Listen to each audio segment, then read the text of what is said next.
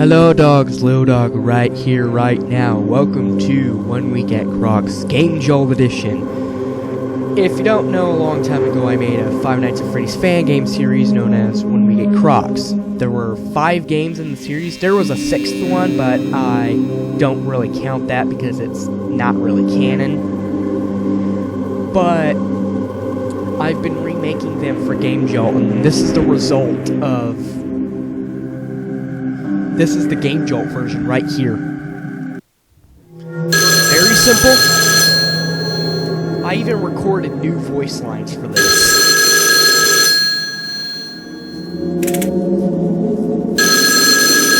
The camera system. Hello? Ethan, are you there? I hope so, because this is a pre-recorded message and you cannot respond back to me. Let's begin. Welcome to Croc Swamp Diner. Open since the 1970s, we have provided nothing but family, fun, and great food. I am supposed to read this next bit, but since they don't monitor what I say, I am not going to. What you need to know is that we have 4 very expensive animatronics in the building. Usually the animatronics can defend themselves, but we want to take that extra step. A night guard. Specifically, you. Now then, there are a few things you need to know about how to operate everything in your office. You can open up your camera systems by pulling up your monitor down there on the desk. Here you can see we have 4 cameras in the building. The camera system always defaults to camera 3 for some reason. I don't know why. But in order, our cameras are the door in front of your office, the dining area, the entrance, and the stage. The cameras are very bright because these were pretty expensive night vision cameras. They pick up all the colors of everything. They're pretty good. As for the other equipment, we have a lever that shuts a set of security doors between the lobby, which houses the entrance, and the hallway in front of you. This is in case anybody tries to break in. Be wary though, the doors will remain shut until they overheat. They take a few extra seconds to cool off after they do. Then, you have 4 buttons beside you. Yeah, sorry, one of them broke. The buttons are jammers. Remember how I said the animatronics can defend themselves? Well, if they see you after hours, they may think you are an intruder. So to defend yourself, we installed jammers. If an animatronic enters your office, just click the corresponding button. For example, Webb's is purple, so you push the purple jammer button. Athlete is gray, so the gray button, and so on. Hopper's broke. Some idiots were horseplaying in the office and broke the button. They obviously got fired. Thankfully, Hopper has rarely ever moved. Same for Croc, actually, so do not expect them to be a threat. Anyways, that'll be it for now. Talk to you tomorrow. Alright, so for this video I'm going to play up to night 3 because the game actually does get quite hard as you reach night 6 and stuff like that. And I do not want to really spoil everything. Webb should be moving. Yep, there he is. So, there are 5 animatronics in the game, in the first game. Croc the Crocodile, of course. Webb's the Spider. Athleto the Bat. Hopper the Rabbit, and then another animatronic that appears on night 5 and 6, and 666 mode, Old Croc. Now then, the buttons are color-coded, so you get rid of Webb's by pushing the purple jammer, get rid of Athleto by pushing the gray jammer, get rid of Croc by the green jammer. And then Hopper's is broken, according to the game, so... Also, the animatronics do not pull your camera down when they enter the office, which means you could be looking at the cameras and they can jump scare you, because you're not paying attention, so pay attention. Hopper's mechanic we'll get into night 2, and then we'll get into how Croc works in night 3. Croc works very differently from how Webb's and Athleto work. Like, Webb's and Athleto, your basic Bonnie and Chica styled characters. They're usually the first 2 that comes to get you. Croc will not move till night 3.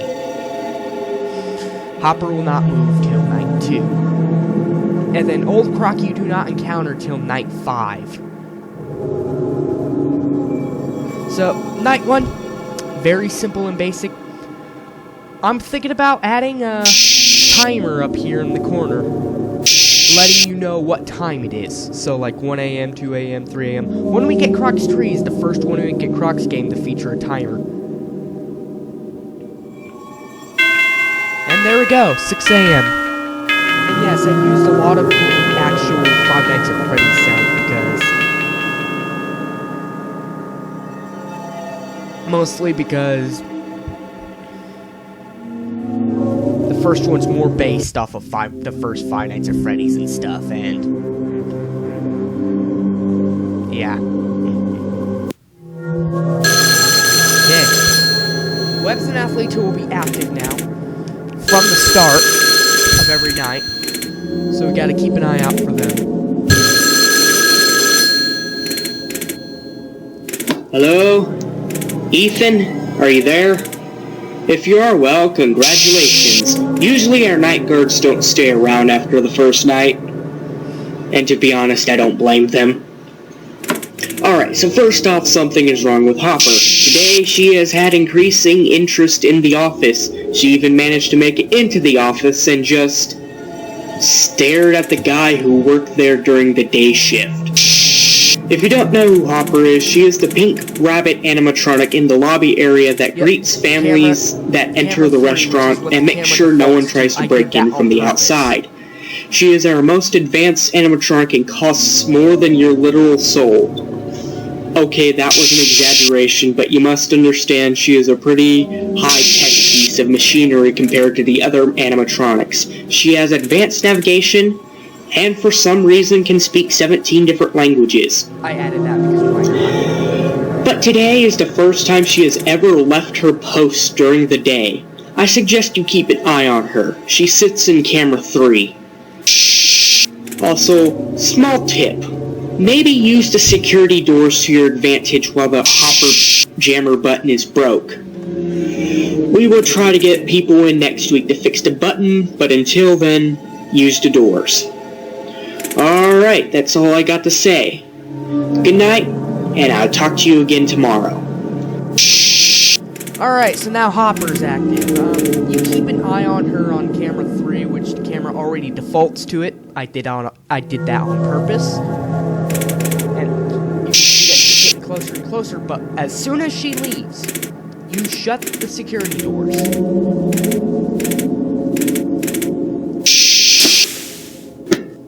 Like that. And then she'll run into them.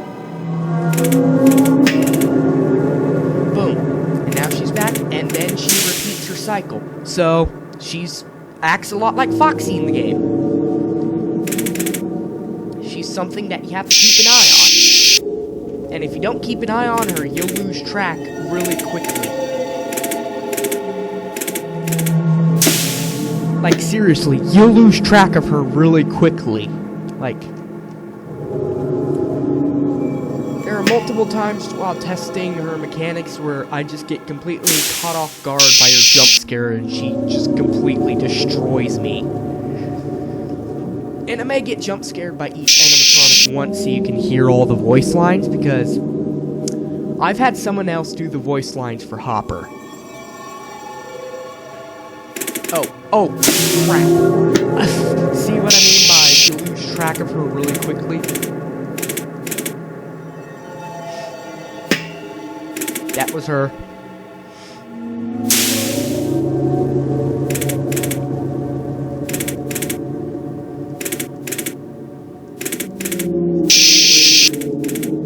I kind of considered making the security doors power-based. Not just something you have to randomly shut, and it would come open after a while. But I decided not to and keep it as close to the original When We Get Crocs as possible, while making it mechanically better. The only character that has had a change in mechanics is Old Croc, which which in the original you had a flashlight, and you had to flash him in the face with the flashlight. He has a different mechanic in this version. So, I did that on purpose because the flashlight mechanic felt like it didn't really work too much. So,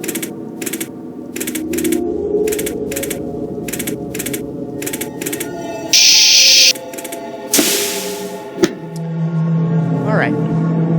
Next thing I want to talk about is the design of the office. Like, this is probably my best office design in all of the games. I loved how I did the lighting here. There's also the little poster. And then the 3 plushies are 3 friends of mine.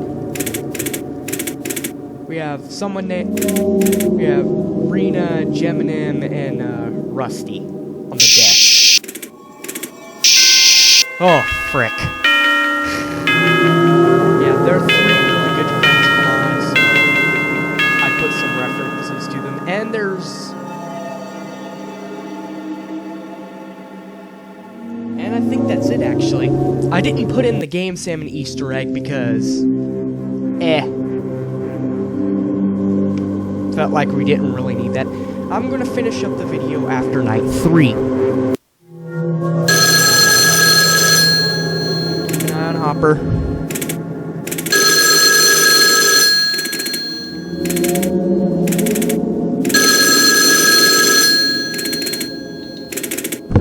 Hello, Ethan?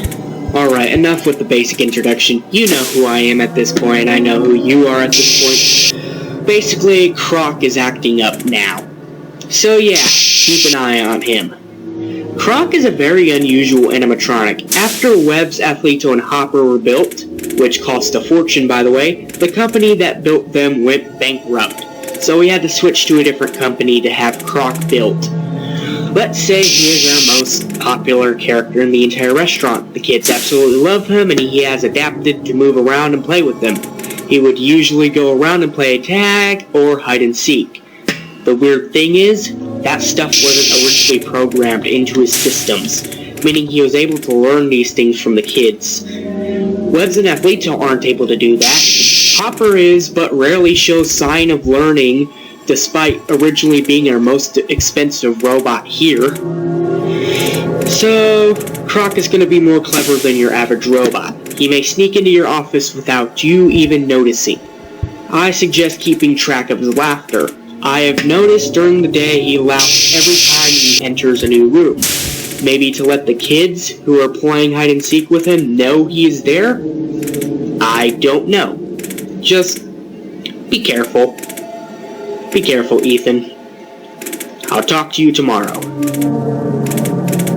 Alright.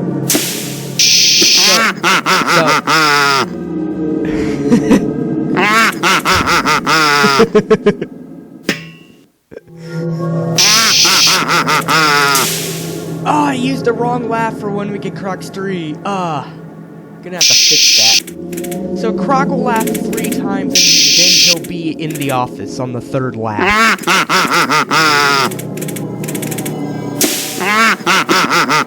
Pretty much Freddy, mostly because he is the head of the entire...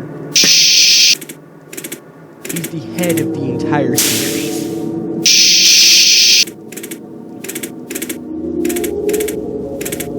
So now you have 4 animatronics.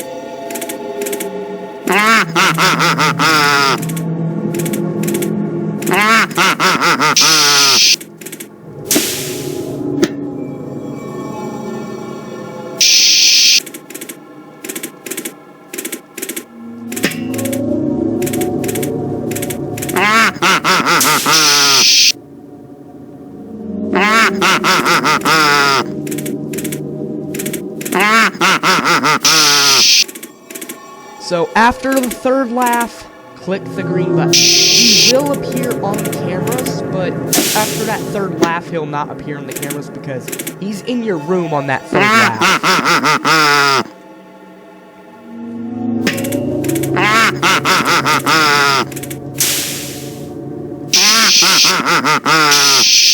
Alright.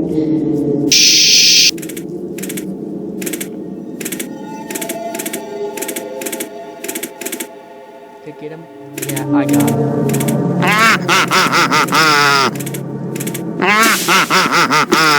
him. Just making sure I got Croc. Make sure you don't use your jammers at the wrong moments because they may not recharge in time and you'll be dead.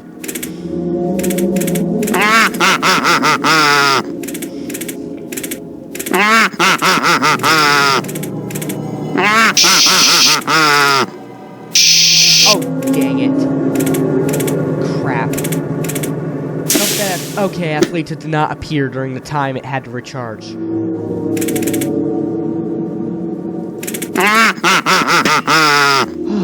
Athletes is much slower than all the other animatronics.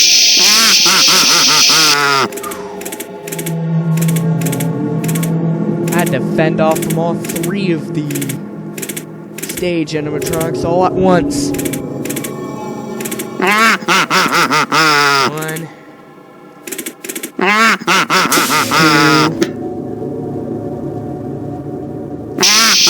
3. Okay, then there goes Hopper. Athleto. Boom. Alright.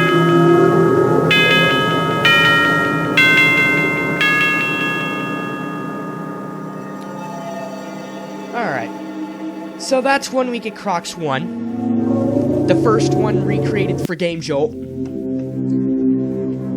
As far as I know, no one has beaten 666 mode yet, so if you want to go and beat 666 mode, go ahead. I've actually beaten Night 6 recently, so I know that's possible. I just don't know if 666 mode is possible, so if you can beat it, record a video on it, beat it, I'll be happy. I'll put you in the description of the game as King of One Week at Croc's 1. Next video is going to be on One Week at Croc's 2, which is the next game in the series, and then after that I'm going to do One Week at Croc's 3, and then that's going to be it till One Week at Croc's 4 comes out, which the original was the most in-depth and largest game of the entire series, so that one's going to take quite a long time to create, or recreate. Interesting thing to note is before I began even working on the first game, I had already drawn all the animatronics for each of the individual games. Like, every single animatronic for every game had already been drawn. I also have to mention that I did try to remake the games on Tinker. It just did not work out, and I moved the production to GameJolt, which is why a lot of these projects went super quickly. Like, One Week at Croc's 3, that got done in like 4 or 5 days. Mostly because I already had all the resources drawn up and everything. One Week at Croc's 4 is going to be different though, because it's a large game, and it's going to require a lot to be put into it. And that'll be it. Bye-bye.